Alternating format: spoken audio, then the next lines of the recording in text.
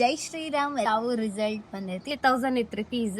ಇವಾಗ government private college ಖರ್ಚು ಬಾಳ ಬರುತ್ತೆ. ನಾನು ಇಲ್ಲಿಯಕ್ಕೆ ಅನ್ನಕ್ ಏನು ಪ್ರೂಫೇ ಇರ್ಲಿಲ್ಲ. ಮಾಡಿರಿ ಕನ್ನಡನ ಇಂಗ್ಲಿಷ್ ಅಂತ ಹೇಳಿ ಇತ್ತು. ನಾನು ಇಂಗ್ಲಿಷ್ ಫೇಲ್ ಆಗ್ಬಿಟ್ಟಿದ್ನಿ ರೀ. 2 ಸಬ್ಜೆಕ್ಟ್ ಫೇಲ್ ಆಗಿದ್ದೆ. ನಾನು 4 ಪಾಸ್ ಆಗ್ಬಿಟ್ಟಿದ್ವು. ನಮ್ಗೆ ಇಡೀ ಸಿಲೆಬಸ್ ಎಲ್ಲ ಒನ್ ಡೇನಾಗ ತಲೆಗೆ ಹಾಕೊಂಡ್ಬಿಟ್ರಿ. 31 ಕೊಟ್ಟು ಫೇಲ್ ಮಾಡಿದ್ರೆ ತೌಡ್ ಕೊಟ್ಟು ಈಗ ಫೇಲ್ ಹಾಕಿದ್ನಲ್ಲ ಒಂದೊಂದ್. ಅವಾಗ ಬಾಳ ಖುಷಿ ಆಕಿತ್ತು ರಿಸಲ್ಟ್. ಮಾರ್ಕ್ಸ್ ಕಾರ್ಡ್ ಇಸ್ಕೊಂಬಂದಿವಿ ನಿನ್ನೆ. ಅಷ್ಟು ಪಾಸ್ ಮಾಡಕ್ ಅಳತಾರ. 3 ಸಲ ಬ್ಯಾಗ್ ವೆರಿ ಗುಡ್ ಒನ್ ಅಂತ ನೋಡ್ರಿ. A+ ಅಂತ ನನ್ ಲಾಯರ್ ಆದಂಗರಿ ಏನ್ರ. ಬಾಯ್.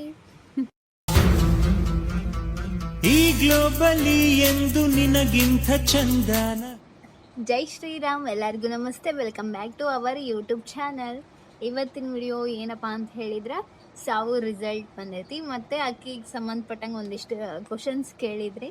ಜಾಸ್ತಿ ಜನಕ್ಕೆ ಗೊತ್ತಿರಲ್ಲ, ಒಂದಿಷ್ಟು ಜನಕ್ಕೆ ಗೊತ್ತಿರುತ್ತೆ. ನಮಗೆ ಗೊತ್ತಿರೋ ಅಷ್ಟು ಹೇಳ್ತೀವಿ, ಹೆಲ್ಪ್ ಆಗ್ಬೋದೇನೋ ಕೆಲವೊಬ್ಬರಿಗೆ.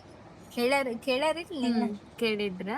ಮತ್ತೆ ನಂಗೆ ಇನ್ಸ್ಟಾಗ್ರಾಮ್ ಒಳಗೂ ಜಾಸ್ತಿ ಜನ ಮೆಸೇಜ್ ಮಾಡಿ ಕೇಳಿದ್ರಿ LL ಬಗ್ಗೆ ಏನ್ರ ಹೇಳ್ರಿ ಅಂತೇಳಿ. ನಂಗೂ ಭಾಳ ಗೊತ್ತಿಲ್ಲ, ನಂಗೆ ಎಷ್ಟು ಗೊತ್ತೋ ಅಷ್ಟು ಹೇಳ್ತೀನಿ. ಈಗ LLB ಮುಗೀತು ಹಾಕಿದ್ದು. ಇನ್ನೇನು ಮುಗೀತಲ್ಲ, ಇನ್ನೇನಲ್ಲ ಮುಗ್ದ ಬಿಡ್ತು. ಅದ್ರ ಬಗ್ಗೆ ಹೇಳ್ತೀವಿ. ಫಸ್ಟ್ ನೀನು LLB ಎಲ್ಲಿ ಮುಗಿಸಿ ಕೋರ್ಸ್ ಅಂತ ಹೇಳಿ, ಸ್ವಲ್ಪ ಜೋರಾಗಿ ಹೇಳ. ನಾನು ಫಸ್ಟ್ ನಾನು 10th ಆದಮೇಲೆ PUC ಒಳಗೆ ಕಾಮರ್ಸ್ ತೊಗೊಂಡಿದ್ದೆ ರೀ. ಆಮೇಲೆ BCom ಮಾಡಿದ್ದೆ. BCom ಮಾಡಿ ನೆಕ್ಸ್ಟ್ ಏನು ಮಾಡ್ಬೇಕಂತ ಗೊತ್ತಿರಲಿಲ್ಲ. ಹಾಗೆ ಒಂದು ವರ್ಷ ಗ್ಯಾಪ್ ಮಾಡಿ LLB ಮಾಡೋ ಪ್ಲ್ಯಾನ್ ಇರಲಿಲ್ಲ. ಏನರ ಫ್ಯಾಷನ್ ಡಿಸೈನಿಂಗ್ ಇಲ್ಲ MCom ಮಾಡ್ಬೇಕಂತ ಇಷ್ಟ ಇತ್ತು.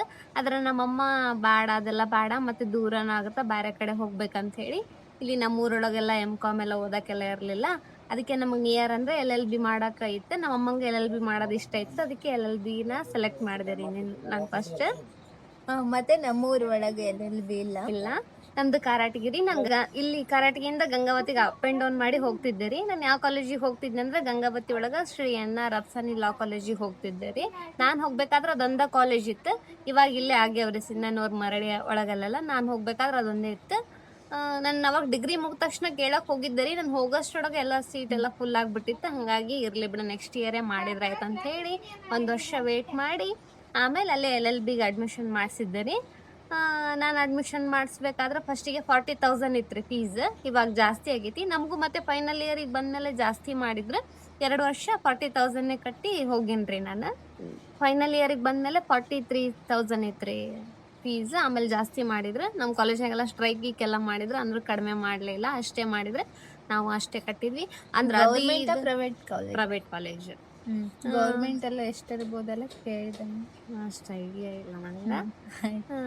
ಆಮೇಲೆ ಅದು ಇದು ಅಂತ ಖರ್ಚು ಭಾಳ ಬರುತ್ತೆ. ಫಸ್ಟಿಗಂತೂ ನಾನು ಫಸ್ಟಿಗೆಲ್ಲ ನಮ್ಮ ದೊಡ್ಡಮ್ಮವ್ರ ಮನೆ ಒಳಗಿದ್ದೆಲ್ಲ ನನ್ನ ಡಾಕ್ಯುಮೆಂಟ್ಸ್ ಎಲ್ಲ ಅಲ್ಲೇ ಇತ್ತು ರೀ. ಅಲ್ಲಿದ್ದ ಅಡ್ರೆಸ್ ಇತ್ತು. ಇಲ್ಲಿಗೆ ಬಂದ ತಕ್ಷಣ ಇಲ್ಲಿದ್ದು ಮಾಡಿಸ್ಕೊಳಕ್ ಆಗಲೇ ಇಲ್ಲ ರೀ. ನಮ್ಮ ಪೇರೆಂಟ್ಸ್, ನಮ್ಮ ಅಪ್ಪಾಜಿ, ನಮ್ಮ ಅಮ್ಮನ ಜೊತೆ ಯಾವ್ದ್ರೊಳಗೂ ಇರಲೇ ಇಲ್ಲ. ನನ್ನ ರೇಷನ್ ಕಾರ್ಡ್ ಒಳಗೂ ನನ್ನ ಹೆಸರು ಇರಲಿಲ್ಲ. ನಾನು ಇಲ್ಲಿಯಕ್ಕೆ ಅನ್ನಕ್ಕೆ ಏನು ಪ್ರೂಫೇ ಇರಲಿಲ್ಲ ನನ್ನ ಕಡೆ. ಬಂದ ತಕ್ಷಣ ಪಾಸ್ ಮಾಡಿಸ್ಬೇಕಂದ್ರೂ ಡೈಲಿ ಅಪ್ ಆ್ಯಂಡ್ ಡೌನ್ ಮಾಡೋಕೆ ನನ್ನ ಆಧಾರ್ ಕಾರ್ಡ್ ಒಳಗೆ ಅಡ್ರೆಸ್ ಇಲ್ಲಿದ್ದು ಇರಲೇಬೇಕಂದ್ರೆ ಮಾಡ್ಸಕ್ಕೆ ಹೋದ್ರೆ ಒಟ್ಟು ಏನು ಡಾಕ್ಯುಮೆಂಟ್ಸ್ ಇರಲಿಲ್ಲ ನನ್ನ ಕಡೆ. 3 months ದಿನ 100 ರೂಪೀಸ್ ಕೊಟ್ಟು ಓಡಾಡಿ ನೋಡ್ರಿ ನಾನು. ಹಾಗೆ ಎಷ್ಟೊಂದು ದುಡ್ಡು ಹಾಗೆ ವೇಸ್ಟ್ ಆಯಿತು ಸ್ಟಾರ್ಟಿಂಗ್. ಆಮೇಲೆ ಏನೇನೋ ಮಾಡಿಸಿ ಅವ್ರ ಕಡೆ ಸಿಗ್ನೇಚರ್ ಮಾಡಿಸಿ ನಾನು ಇಲ್ಲಿ ಅಕ್ಕಿ ಅಂತೇಳಿ ಆಮೇಲೆ ಆಧಾರ್ ಕಾರ್ಡ್ ಮಾಡಿಸಿದ್ದೆ ರೀ. ಆಮೇಲೆ ಪಾಸ್ ಆಯಿತು. ಸ್ವಲ್ಪ ದಿನ ಹೋದೆ, ಆಮೇಲೆ ಆಧಾರ್ ಕಾರ್ಡ್ ಬಂದ್ಬಿಡ್ತು. ಆಮೇಲೆ ಬಂತದು. ಫಸ್ಟಿಗಾರ ಬಂದಿದ್ರೆ ನಂದು ಎಷ್ಟೊಂದು ರೊಕ್ಕ ಉಳಿತಿತ್ತು ರೀ. ಆಮೇಲೆ ನಮ್ಮ ಮನೆಯೊಳಗೆ ಕೊಡ್ತಿದ್ದಾರೆ ನಮ್ಮ ಅಪ್ಪಾಜಿ. ದಿನ 100 ರೂಪಾಯಿ ತಗೊಂಡು ಹೋಗ್ತಿದ್ನೆ. ಎಲ್ಲದಕ್ಕೂ ಜಗ್ಗಿ ಅಮೌಂಟ್ ಹೋಗುತ್ತೆ ರೀ. ಆಮೇಲೆ ಜೆರಾಕ್ಸ್ ಅಂತ ಅದು ಇದು ಅಂತ ಹೇಳಿ ಅದನ್ನ ಹೇಳ್ತೀನಿ ನೆಕ್ಸ್ಟ್.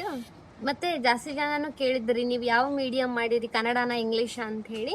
ನಾನು ಕನ್ನಡ ಮೀಡಿಯಮ್ ಮಾಡೀನಿ. ಯಾಕಂದ್ರೆ ನಾನು ಫಸ್ಟ್ ಸ್ಟ್ಯಾಂಡರ್ಡಿಂದನೂ ಕನ್ನಡ ಮೀಡಿಯಮ್ಮೇ. ನಂಗೆ ಇಂಗ್ಲೀಷ್ ಒಳಗೆ ಪರ್ಫೆಕ್ಟ್ ಇಲ್ಲ, ಹಾಗಾಗಿ ನಾನು ಕನ್ನಡ ಮೀಡಿಯಮ್ಮೇ ಮಾಡಿದ್ದೆ ರೀ. ಆಪ್ಷನ್ ಇತ್ತು, ಕನ್ನಡ ಬೇಕಾದ್ರೆ ಮಾಡ್ಬೋದಿತ್ತು, ಇಂಗ್ಲೀಷ್ ಮಾಡ್ಬೋದಿತ್ತು. ನಾನು ಕನ್ನಡ ಸೆಲೆಕ್ಟ್ ಮಾಡಿದ್ದೆ. ಸಬ್ಜೆಕ್ಟ್ ಒಳಗೆ ಏನಾದರೂ ಚಾಯ್ಸಿಂಗ್ ಇದೆ? ಸಬ್ಜೆಕ್ಟ್ ಒಳಗೆ ಫಸ್ಟಿಗೆ ಏನು ಚಾಯ್ಸಿಂಗ್ ಇರಲ್ಲ ರೀ. ಆಮೇಲೆ 3rd ಸೆಮ್ 4th ಸೆಮ್ ಬಂದಮೇಲೆ ಚಾಯ್ಸಿಂಗ್ ಇರುತ್ತೆ. ಒಂದೊಂದು ಸಬ್ಜೆಕ್ಟ್ ನಾವು ಅದಾದ್ರೂ ಸೆಲೆಕ್ಟ್ ಮಾಡ್ಬೋದು, ಇದಾದ್ರೂ ಸೆಲೆಕ್ಟ್ ಮಾಡ್ಬೋದು. ನಮ್ಮ ಕಾಲೇಜ್ ಒಳಗೆ ನಾವೆಲ್ಲರೂ ಡಿಸ್ಕಸ್ ಮಾಡಿ ಒಂದೇ ಸೆಲೆಕ್ಟ್ ಮಾಡಿದ್ವಿ. ಮತ್ತು ಅದರೊಳಗೆ ಯಾವ್ಯಾವ ಥರ ಸಬ್ಜೆಕ್ಟ್ ಇರುತ್ತೆ ಅಂತ ಹೇಳಿ. ಯಾವ ಥರ ಇರ್ತಂದ್ರೆ ಕನ್ನಡ ಮೀಡಿಯಮ್ ಸೆಲೆಕ್ಟ್ ಮಾಡಿದವ್ರಿಗೆ ಫಸ್ಟ್ ಸೆಮ್ ಒಳಗೆ 6 ಸಬ್ಜೆಕ್ಟ್ ಬರ್ತಾವೆ. ಇಂಗ್ಲೀಷ್ ಮೀಡಿಯಮ್ದವ್ರಿಗಾದ್ರೆ 5 ಸಬ್ಜೆಕ್ಟ್ ಬರ್ತಾವೆ ರೀ. ನಾನು ಕನ್ನಡ ಮೀಡಿಯಮು ನಂಗೆ 6 ಬಂದ್ಬಿಟ್ಟಿತ್ತು. ನಾನು ಇಂಗ್ಲೀಷ್ ಫೇಲ್ ಆಗಿಬಿಟ್ಟಿದ್ನೆ ರೀ. ಫಸ್ಟಿಗಂತೂ ನಾನು 3 ಸೆಮ್ ಫೇಲ್ ಆಗೀನಿ ರೀ. ಬರೀ ಫಸ್ಟ್ ಸೆಮ್ನಾಗ 2 ಸಬ್ಜೆಕ್ಟ್ ಫೇಲ್ ಆಗಿದ್ದೆ. ಸೆಕೆಂಡ್ ಸೆಮ್ನಾಗ ಒಂದು ಥರ್ಡ್ ಸೆಮ್ನಾಗ ಒಂದು ಫೇಲ್ ಆಗಿದ್ದೆ ರೀ. ಅದಕ್ಕಂದ್ರೆ ನಂಗೆ ಫಸ್ಟ್ ಅಲ್ಲಿ ನಮ್ಮೂರ ಕಡೆ ಎಲ್ಲ ನಾನು ಬರೀ ನಮ್ಮೂರ ಕಡೆ ಭಾಳ ಪೀಟಿಕೆ ಹಂಗೆಲ್ಲ ಹಾಕಿ ಬರಿತಿರ್ಲಿಲ್ಲ ರೀ. ನಮ್ಮೂರ ಕಡೆ ಗೊತ್ತಿಲ್ಲ, ನಮ್ಮ ಸ್ಕೂಲ್ನಾಗೆಲ್ಲ ಹಂಗೆ ಬರೆಯೋದು ಹೇಳ್ಕೊಟ್ಟೇ ಇರಲಿಲ್ಲ. ಏನು ಹೇಳ್ಕೊಟ್ಟಿದ್ರೆ ನಂಗೆ ಜಾಸ್ತಿ ಇಲ್ಲ, ಹಂಗೆ ಬರಿತಾನೆ ಇರಲಿಲ್ಲ ರೀ. ಡೈರೆಕ್ಟ್ ಏನು ಕ್ವಶನ್ ಕೇಳಿರ್ತಾರೆ ಅದಕ್ಕೆ ಆನ್ಸರ್ ಬಂದ್ಬಿಡ್ತಿದ್ದೆ. ನನಗೆ ಬರೆಯೋ ಮೆಥಡು ಅಷ್ಟು ಗೊತ್ತಿರಲಿಲ್ಲ. ಅಂದರೂ ಇರಲಿ ಅಂತ ಟ್ರೈ ಮಾಡಿದ್ದೆ ರೀ. ಫಸ್ಟ್ ಸೆಮ್ನಾಗ ನಾನು 4 ಪಾಸ್ ಆಗಿಬಿಟ್ಟಿದ್ವು. ನಮ್ಮ ಕಾಲೇಜ್ನಾಗ ನಮ್ಮ ಫ್ರೆಂಡ್ಸ್ ಇರೋವು ಮತ್ತು ನನ್ನ ಜೊತೆಗೆ ಎಲ್ಲರೂ ಜಗ್ಗಿ ಜನ ಫೇಲ್ ಆಗಿಬಿಟ್ಟಿದ್ರು.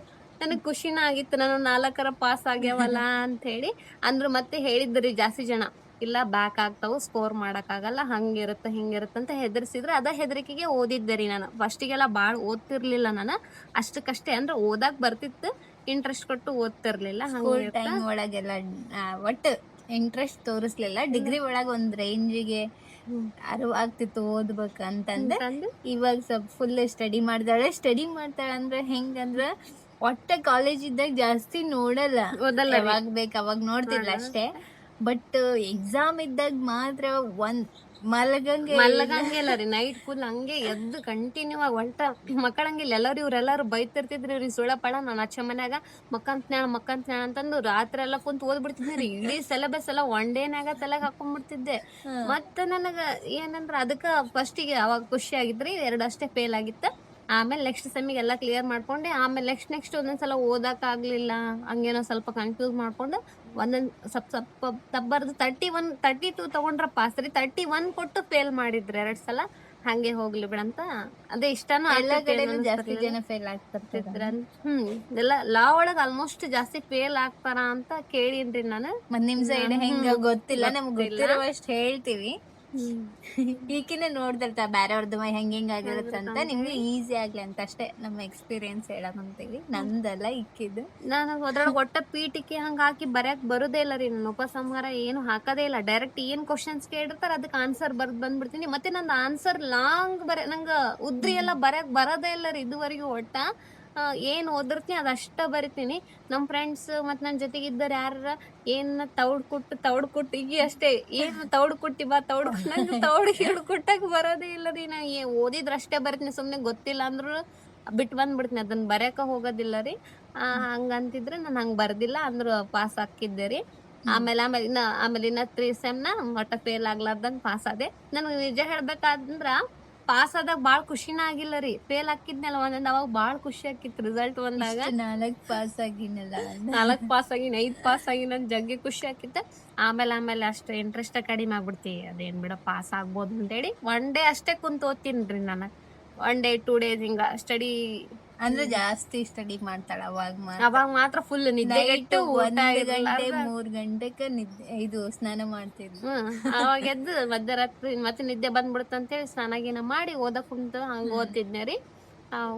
ಒಟ್ಟು ಓದ್ತಿದ್ದೆ ರೀ. ಆಯ್ತು. ಹಂಗಾದ್ಮೇಲೆ ಅಷ್ಟು ಮುಗಿಸಿ ಇವಾಗಿನ ಮೊನ್ನೆ ರಿಸಲ್ಟ್ ಬಂದೈತಿ, ಅದು ಏನಾಗೈತಿ ಅಂತ ಈ ವಿಡಿಯೋ ಒಳಗೆ ಹೇಳ್ತೀವಿ ಅಂತ ಹೇಳಿದ್ವಿ. ಮಾರ್ಕ್ಸ್ ಕಾರ್ಡ್ ಇಸ್ಕೊಂಬಂದಿವಿ ನೆನ್ನೆ. 6 ಸೆಮ್ ದಿನ ಬಂದಿಲ್ಲ ಮಾರ್ಕ್ಸ್ ಕಾರ್ಡ್. ಮೊಬೈಲ್ ಒಳಗೆ ಸ್ಕ್ರೀನ್ ಶಾಟ್ ಐತ್ರಿ, ತೋರಿಸ್ತೀನಿ. ಫಸ್ಟ್ ಸೆಮ್ಮಿಂದಾನು ತೋರಿಸ್ತೀನಿ. ಎಷ್ಟು ಇಯರ್ ಕೋರ್ಸ್ ಇದೆ ಅಂತ ಹೇಳಿ. ಇದು ಎಷ್ಟು ಇಯರ್ಸ್ ಕೋರ್ಸ್ ಅಂದ್ರೆ 3 ಇಯರ್ಸ್ ಇರ್ತಾ 5 ಇಯರ್ಸ್ ಇರುತ್ತಾ. PUC ಮೇಲೆ ಮಾಡಿದ್ರೆ 5 ಇಯರ್ಸ್ ಮಾಡ್ಬೋದ್ರಿ. ಡಿಗ್ರಿ ಮೇಲೆ ಮಾಡಿದ್ರೆ 3 ಇಯರ್ಸ್ ಮಾಡ್ಬೋದು. ನಾನು ಡಿಗ್ರಿ ಮೇಲೆ ಮಾಡಿನಲ್ಲ, ಅದಕ್ಕೆ 3 ಇಯರ್ಸ್ನ ಸೆಲೆಕ್ಟ್ ಮಾಡ್ಕೊಂಡೇನ್ರಿ. ಮೇ ಬಿ PU ಮೇಲೆ ಮಾಡಿದಾಗ ಚಲೋ ಅನ್ನಿಸ್ಬೋದೇನು. ಅದು ಚಲೋ ಅನಿಸ್ಬೋದೇನು, ಯಾಕಂದ್ರೆ ಅವರು ಫುಲ್ 5 ಇಯರ್ಸ್ನ ಅದೇ LLB ಬಗ್ಗೆನೇ ಸ್ಟಡಿ ಮಾಡ್ತಾರಲ್ಲ, ಹಾಗಾಗಿ ಅವ್ರಿಗಿನ್ನ ಚಲೋ ಅನಿಸ್ಬೋದೇನ. ನಾವು ಇದು ಡಿಗ್ರಿ ಒಳಗೆ ಇದಕ್ಕೆ ರಿಲೇಟೆಡ್ ಇರೋದು ಏನು ಕಲ್ತೇ ಇಲ್ಲ ರೀ. ನಾನಂತೂ ಏನು ಕಲ್ತೇ ಇಲ್ಲ. ನಾನು ಮಾಡಿರೋದೇ BCom. ಇದಕ್ಕೆ ಭಾಳ ಸಂಬಂಧ ಇಲ್ಲ ಅಂತ ನನಗೆ ಹಂಗೆ ಅನ್ಸುತ್ತೆ. ಮೇ ಬಿ ಕೆಲವೊಂದು ಬಂದಿರಬಹುದು, ಅಲ್ಲಲ್ಲೇ ಬರ್ಬೋದೇನೋ. ಇವಾಗ ನೆಕ್ಸ್ಟ್ ಏನಂತ ಹೇಳಿದ್ರೆ, ಆಕಿ ಅದ್ರೊಳಗೆ ಸ್ವಲ್ಪ ಬಾಳ ಆಕಿ ಅಕ್ಷರ ಅಂದ್ರು ಫುಲ್ ಸಣ್ಣ ಬರೀತೀನಿ. ನಾನು ತೋರಿಸ್ತೀನಿ ಬರ್ದಿರೋ ಒಂದಿಷ್ಟ ಸಣ್ಣದ್ ಬರೀತಾಳ. ಪೇಜ್ ಅಂತ ತುಂಬಸಂಗಿಲ್ರಿ. ನಾ ಎಕ್ಸಾಮ್ ಎಲ್ಲ ಬರ್ದ್ ಬಂದ್ಮೇಲೆ ನಮ್ಮ ಫ್ರೆಂಡ್ಸ್ ಕೇಳಿದ್ನಿ, ಅವ್ರು ಇಡೀ ಬುಕ್ಲೆಟ್ ತುಂಬಿಸ್ ಬಂದಿರ್ತಿದ್ರು. ನಾನು ಫಸ್ಟ್ ಸೆಮಿಗೆ ಅಂತೂ 22-23 ಪೇಜಸ್ ಇಷ್ಟೇ ಬರ್ದೀನ್ರಿ ನಾನು. ಒಟ್ಟ ನಂಗೆ ಬರೆಯಕ್ಕಂದ್ರೂ ಆಗೋದೇ ಇಲ್ಲ. ಹಂಗೆ ಆಕಿತ್ತು. ಅವರೆಲ್ಲ ಜಗ್ಗಿ ಬರ್ದು ಬಂದಿದ್ರು. ನಾ ಫೇಲ್ ಹಾಕಿನ ಅಂತ ಅನ್ಕೊಂತಿದ್ದೆ ರೀ ನಾನು. ಆಮೇಲೆ ಒಂದಿಷ್ಟು ಕೇಳಿದೆ, ಇಲ್ಲ ಟಾಪಿಕ್ ಇದ್ರೆ ಬೈದ್ರೆ ಸಾಕು, ಅಕ್ಷರ ಎಲ್ಲ ಏನ್ ಆಮೇಲೆ ನೋಡಲ್ಲ ಆಮೇಲೆ ಅಂತ ಸ್ವಲ್ಪ ಹೇಳಿ ಪಾಯಿಂಟ್ ವೈಸ್ ಬರೆಯಕಂತಾನೆ ಬರೀ ಗ್ಯಾಪ್ ಬಿಟ್ಟು ಎಲ್ಲರೂ ಪೇಜ್ ತುಂಬ ಹೆದರಿಕೆಗೆ ಜಾಗ ಬಿಟ್ಟು ಬರೆಯಕ್ ಸ್ಟಾರ್ಟ್ ಮಾಡ್ಬಿಟ್ಟೆ. ಆಮೇಲೆ ಇಲ್ಲ ಬಂತಲ್ಲ ರಿಸಲ್ಟ್ ಕೊಡ್ತಾರ ಬಿಡ ಅಂತ ಗೊತ್ತಾಗಿ ಹಂಗೆ ಬರೆಯತ್ನೇ ರೀ. ಜಾಸ್ತಿ ಪೇಜ್ ಎಲ್ಲ ತುಂಬಿಸ್ತಿರ್ಲಿಲ್ಲ, ಏನ್ ಗೊತ್ತಿರುತ್ತೆ ಅದಷ್ಟೇ ನೀಟಾಗಿ ಬರ್ದು ಬಂದಿದ್ದೆ ರೀ. ಚೆನ್ನಾಗೇ ಕೊಟ್ಟಾರಿ ಮಾರ್ಕ್ಸ್. ಚೆನ್ನಾಗ್ ಅಂದ್ರಲ್ಲ 32 ಕೊಡೋದೇ ಚೆನ್ನಾಗ್ರಿ ಇದ್ರೊಳಗ. ಹೈ ಸ್ಕೋರ್ ಅಂತಂದ್ರ ಏನಿಲ್ಲ ಜಾಸ್ತಿ ಸ್ಕೋರ್ ಕೊಡಲ್ಲ ರೀ ಆಗಲ್ಲ ಇವ್ರು ರೀ. revaluation 80 ಬರುದ್ರುನು 32 ಕೊಟ್ಟಿರಲ್ಲ ರೀ. ಏನ್ ಗೊತ್ತಾ, ಯಾವ್ದು ಫುಲ್ ಚೆನ್ನಾಗ್ ಬರ್ದಿರ್ತೀವಿ ನೋಡ್ರಿ ಅದಕ್ಕಂತೂ ಒಟ್ಟ ಮಾರ್ಕ್ಸ್ ಕೊಟ್ಟೇ ಇಲ್ಲ. ಸ್ವಲ್ಪ ಸ್ಟೋರೇಜ್ ಪ್ರಾಬ್ಲಮ್ ಕಟ್ ಆಯ್ತು ಹೇಳಿ ರಿವ್ಯಾಲ್ಯೂಯೇಷನ್ ಹಾಕಿದ್ರ. ನಾನು ಯಾವಾಗ ನಂಗೆ ಇದು ಫುಲ್ ಫೇವ್ರೆಟ್ ಸಬ್ಜೆಕ್ಟ್, ಇದನ್ನ ಫುಲ್ ಮಸ್ತ್ ಬರಿತೀನಿ ಅಂತ ಎಲ್ಲ ಸೆಕ್ಷನ್ ಗಿಕ್ಷನ್ ಎಲ್ಲ ಹಾಕಿ ನೀಟಾಗಿ ಬರ್ದ್ ಬಂದು ನಾನು ಇದಕ್ಕೆ ಅಟ್ಲೀಸ್ಟ್ 40 ಮೇಲಾದ್ರೂ ಕೊಡ್ತಾರ ಅಂತ ಯಾವ್ದಕ್ ಅನ್ಕಂತಿದ್ನೆ ನೋಡ್ರಿ. ಅದಕ್ಕೆ ಯಾವಾಗ್ಲೂ ಬರೀ 32ನೇ ಬಂದಿರ್ತಿತ್ತು. ರಿವ್ಯಾಲ್ಯೂಯೇಷನ್ ಹಾಕ್ಬೇಕಂತ ಅನ್ಕಂತಿದ್ನೆ. ಅಂದ್ರ ಮತ್ತೆ ನಂಗಂದ್ರ ಬಾಳ್ ಸುಮ್ನೆ ಅನಸರಿ ದುಡ್ಡು ಖರ್ಚು ಮಾಡಕ್ ನಂಗೆ ಇಷ್ಟನ ಆಗಂಗಿಲ್ಲ. ಅದಕ್ಕ ಹೋಗ್ಲಿ ಬಿಡು ಬಂದಷ್ಟು ಬರ್ಲಿ ಪಾಸ್ತರ ಆಗಿಲ್ಲ. ಹಾಕಿದ್ಲು ಲಾಸ್ಟ್ ಸಮ್ ಹಾಕಿದ್ದಾರೆ 5th ಸೆಮ್ನಾಗ ಒಂದು ನಾನು ಹಾಕಂತ ಹೇಳಿದ್ದೆ. ಅವಾಗಷ್ಟೇ ಅದು ನೋಡಂಬಿರ ಅಂತ ಹಾಕಿದೆ. ಫಸ್ಟಿಗಂತೂ ಯಾವ್ದಕ್ಕೂ ಹಾಕ್ಲೇ ಇಲ್ಲ ನಾನು, ಹಂಗೆ ಬಿಟ್ಬಿಟ್ಟೆ. ಇರ್ಲಿ ಬಿಡ 32ನೇ ಇರ್ಲಿ, ಜಾಸ್ತಿ ಒಟ್ಟ ಮಾರ್ಕ್ಸ್ ಕೊಡಂಗೇ ಇಲ್ಲ ರೀ. ಫುಲ್ ಜಸ್ಟ್ ಪಾಸ್ ಮಾಡಕ್ ಆಳ್ತಾರ. ನಮ್ ಸೈಡ್ ಎಲ್ಲಾ ಕಡೆ ಹಂಗ ಇರುತ್ತೆ. ಎಲ್ಲ ಕಡೆ ಹಂಗಿರುತ್ತೆ ಗೊತ್ತಿಲ್ಲ, ಏನ್ ಮೇ ಬಿ ನಾನಾ ಬೇಷ್ ಬರುದಿಲ್ಲ ಏನೋ ಗೊತ್ತಿಲ್ಲ ರೀ. ಅದ್ರೊಳಗ ಕನ್ನಡ ಮೀಡಿಯಂ ಇಲ್ಲ ಆಕಿ ಯಾವಾಗನ ಕೇಳಿ ಎಕ್ಸಾಮ್ ಬರ್ದ ಹೆಂಗ್ ಬರ್ದಿ ಚಲೋ ಬರ್ದಿ ಇಲ್ಲ ಅಂದ್ರೆ ಇಲ್ಲ ಎಲ್ಲ ಬರ್ದಿನಿ ಓದಿರೋದ ಬಂದೈತೆ ಅಂತ ಹೇಳ್ತಿದ್ಲು. ಬಟ್ ಮಾರ್ಕ್ಸ್ ಎಷ್ಟು ಬರ್ದ್ರು ಕಡಿಮೆನ ರೀ. ಎಲ್ಲ ಬರ್ದಿರ್ತೀನಿ ನಾನು, ಎಲ್ಲ ಅದು ಏನ್ ಓದಿರ್ತೀನಿ ಎಲ್ಲಾನು ಪಿನ್ ಟು ಪಿನ್ ಇಳಿಸ್ ಬಂದಿರ್ತೀನಿ. ಸೆಕ್ಷನ್ಸ್ ಆಕ್ಟ್ಸ್ ಎಲ್ಲ ಹಾಕಿ ಬರ್ದ್ ಬಂದಿರ್ತೀನಿ. ಅಂದ್ರೂ ಆಮೇಲೆ ಮಾರ್ಕ್ಸ್ ಕಡಿಮೆ ಕೊಟ್ಟ ಬಿಡ್ತಾರ. ಹೋಗ್ಲಿ ಪ್ರಾಬ್ಲಮ್ ಗೊತ್ತಿಲ್ಲ ರೀ. ಮೇ ಬಿ ಅದು ಜಾಸ್ತಿ ಲೆಂತ್ ಆನ್ಸರ್ ಇರುತ್ತೆ ಅನ್ಸುತ್ತೆ ಅವ್ರಿಗೆ. ಇನ್ನ ಬರಿಬೇಕಿತ್ತ ಅಂದ್ರೆ ನಾವು ಒಂದೇ ಬುಕ್ ರೆಫರ್ ಮಾಡಿ ಬರಿತೀವಿ ಅಂದ್ರೆ ಆಗಲ್ಲ ರೀ.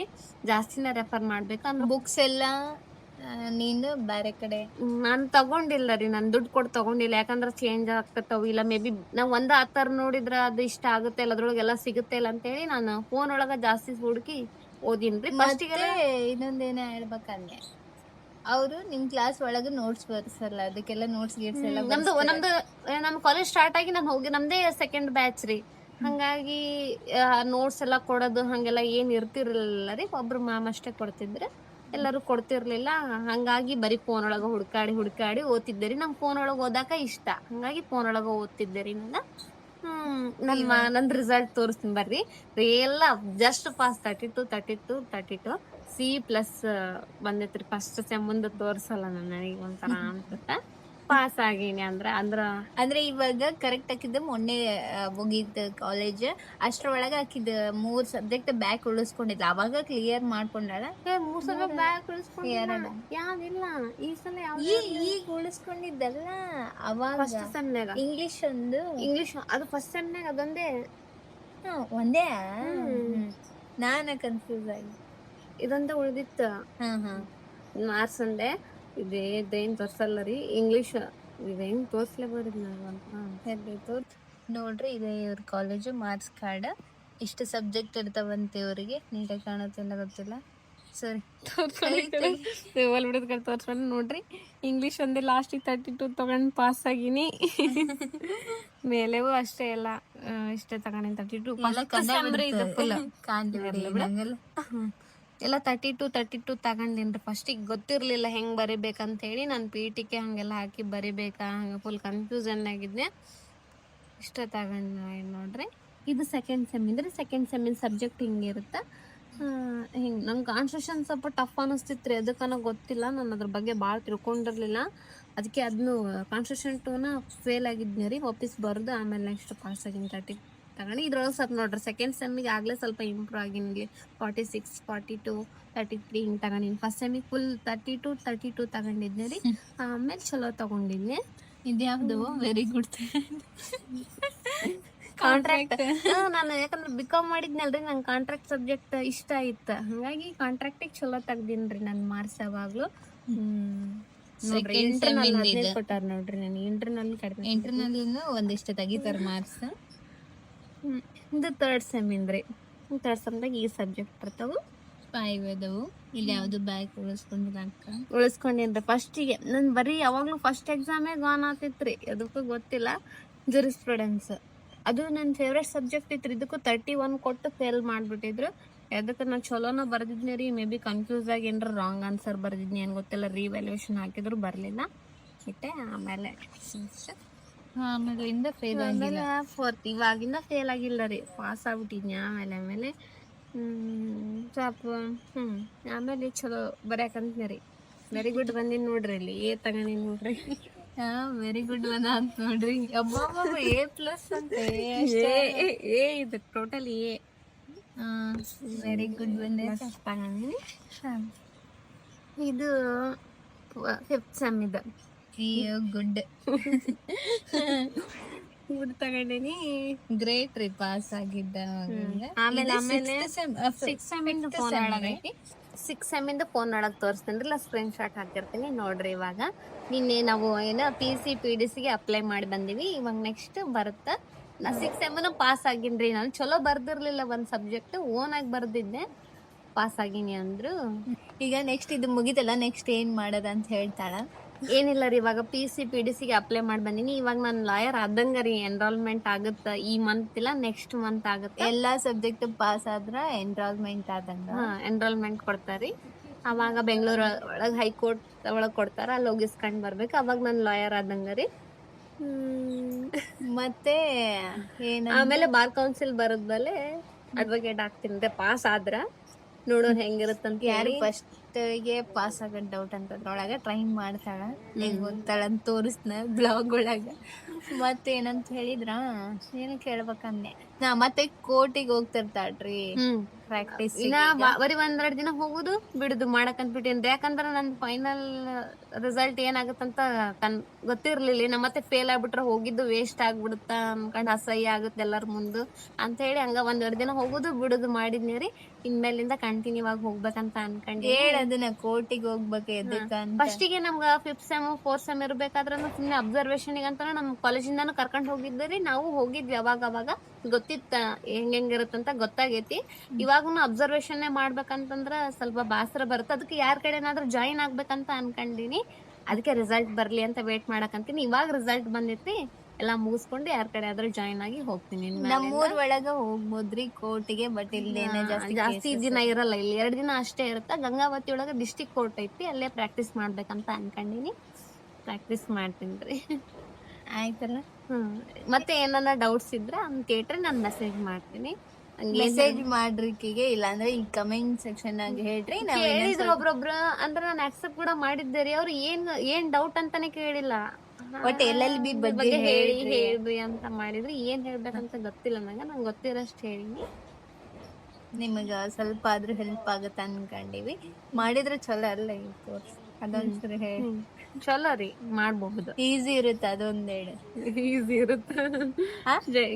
ಇರುತ್ತೆ. ನಂಗಂತ್ರ ಈಸಿ ಅನಿಸ್ಲಿಲ್ಲ ರೀ, ಟಫ್ ಅಂತ ಅನ್ಸಿತ್ತು. ಅದ್ರೊಳಗ ನೋಟ್ಸ್ ಅದ್ರೊಳಗ ಸ್ಟಾರ್ಟಿಂಗ್ ಟಫ್ ಆತ ಬಾಳ. ಇವಾಗ ಸ್ವಲ್ಪ ಹೆಂಗ ಮೆಥಡ್ ಗೊತ್ತಾಯ್ತಲ್ಲ, ಸ್ವಲ್ಪ ಈಸಿ ಅನ್ಸುತ್ತೆ.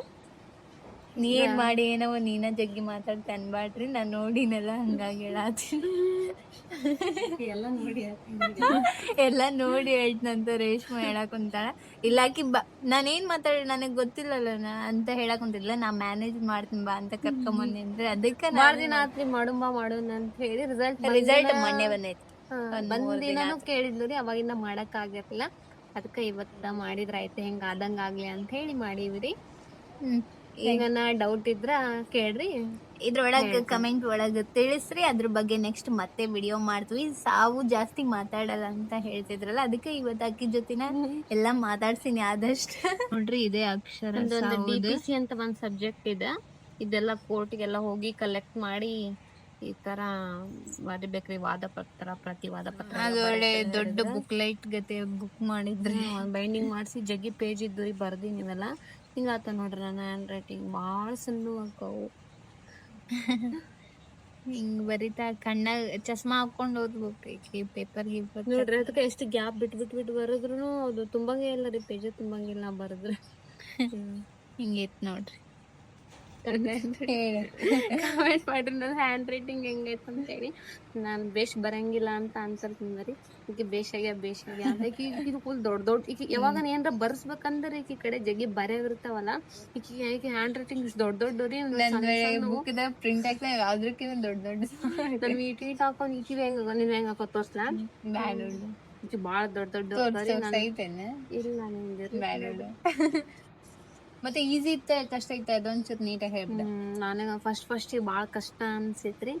ಆಮೇಲೆ ಜನರಲ್ ಇರುತ್ತ ಜಾಸ್ತಿ ಇರುತ್ತರಿ. ಅಂದ್ರ ಅದನ್ನ ಬರದ್ರ ಅಷ್ಟು ಕನ್ಸಿಡರ್ ಮಾಡಲ್ಲ ಅನ್ಸತ್ತ. ಓದಿನ ಅಂದ್ರೆ ಓದಾಕ್ ಸ್ವಲ್ಪ ಇಂಟ್ರೆಸ್ಟ್ ಬರ್ತೈತ್ರಿ. ಹಂಗ ಓದಿದಂಗೆಲ್ಲ ತಿಳ್ಕೊಂಡಂಗ ಅನ್ಸ್ತಿತ್ತಲ್ಲ, ಚಲೋ ಅನಸ್ತಿತ್ತ. ನಾನಂತ್ರಕಿನ್ನ ಕ್ವಶನ್ ಕೇಳ್ತಾರೆ ಇದ್ರ ಮೇಲೆ ಕೇಸ್ ಹಾಕ್ಬೋದ, ಹಿಂಗ್ ಮಾಡ್ಬೋದ, ಹಂಗ್ ಮಾಡ್ಬೋದ. ಬರೀ ಮೊದ್ಲಿಗೆ ಹಾವಿನ ಮೇಲೆ ಕೇಸ್ ಹಾಕ್ಬೋದ, ನಾಯಿ ಮೇಲೆ ಕೇಸ್ ಹಾಕ್ಬೋದ ಅಂತ ಕೇಳ್ತಿರ್ತಾರ. ಹೆಂಗ ಆನ್ಸರ್ ಮಾಡ್ಬೇಕು ಗೊತ್ತಿರಲ್ಲ. ಬಟ್ ಹೇಳ್ತಾಳ ಏನಂತಂದ. ನಾನು ಬೇರೆ ಬೇರೆ ತರ ಕ್ವಶನ್ ಕೇಳಿನಿ, ಎಲ್ಲದಕ್ಕೆ ಆನ್ಸರ್ ಮಾಡ್ಯಾಳ ಇದುವರೆಗೂ. ಅದಕ್ಕೆ ಕರೆ ಹೇಳಿಯ ಸುಳ್ಳು ಹೇಳ ಗೊತ್ತಿಲ್ಲ, ಬಟ್ ಆನ್ಸರ್ ಮಾಡ್ತಾಳೆ. ಈಗ ನಾ ಹೇಳಿದ್ದ ಕರೆಕ್ಟ್ ಅನ್ಕೊಂತ ಎಕ್ಸ್ಟ್ರಾ ಏನ್ ಸರ್ಚ್ ಮಾಡಕ್ ಹೋಗಲ್ಲ ಅದನ್ನ. ಮತ್ತೆ ಹೇಳಿಲ್ಲ ಅಂದ್ರೆ ಅಮ್ಮನಾಗೋದು ಅಂತೇಳಿ ಹಂಗಿರುತ್ತೆ ಅಂದ್ಬಿಡ್ತೀನಿ. ಇಷ್ಟ ಆಗಿತ್ತು ನೋಡ್ರಿ ಈ ವಿಡಿಯೋ. ನಿಮ್ಗೆ ಇಷ್ಟ ಆಗೈತಿ ಅಂತ ಅನ್ಕೊಂಡೇವಿ.